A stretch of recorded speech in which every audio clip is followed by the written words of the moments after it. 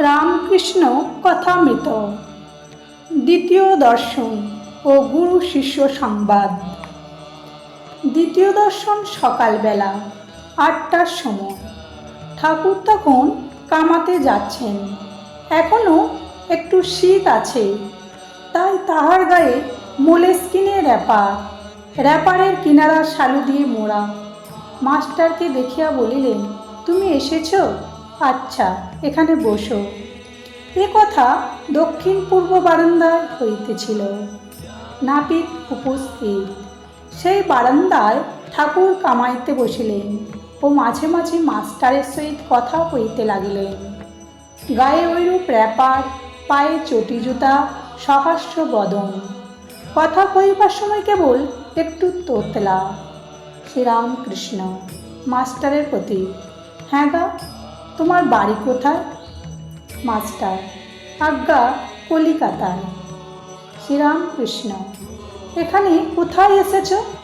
Master, এখানে বরাহনগরে বড় দিদির বাড়ি আসিয়াছি, ঈশান কবিরাজের বাটি। শ্রীরামকৃষ্ণ, ও ঈশানের বাড়ি। শ্রীরামকৃষ্ণ, হ্যাঁ গা, কেশব কেমন আছে? বড় অসুখ হয়েছিল। মাস্টার, আমিও শুনেছিলাম বটে, এখন বোধ হয় ভালো আছেন। শ্রীরামকৃষ্ণ, আমি আবার কেশবের জন্য মার কাছে ডাব চিনি মেরেছিলুম। শেষ রাত্রে ঘুম ভেঙে যেত, আর মার কাছে কাঁদতুম, বলতুম, মা, কেশবের অসুখ ভালো করে দাও। কেশব না থাকলে আমি কলিকাতায় গেলে কার সঙ্গে কথা কব? তাই ডাব চিনি মেনেছিলুম।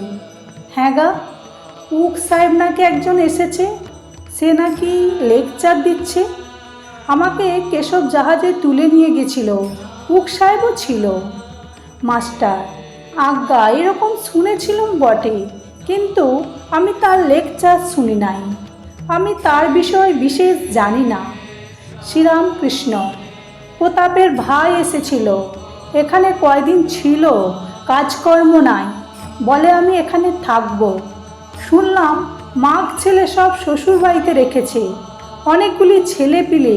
আমি বকলুম, দেখো দেখি, ছেলে পিলে হয়েছে, তাদের কি আবার ও পাড়ার লোক এসে খাওয়াবে দাওয়াবে, মানুষ করবে? লজ্জা করে না যে মাগ ছেলেদের আর একজন খাওয়াচ্ছে, আর তাদের শ্বশুরবাড়ি ফেলে রেখেছে? অনেক বকলুম, আর কর্মকাজ খুঁজে নিতে বললুম, তবে এখান থেকে যেতে চায়।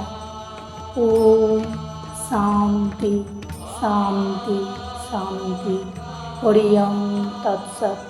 শ্রীরামকৃষ্ণ অর্পণমস্তু।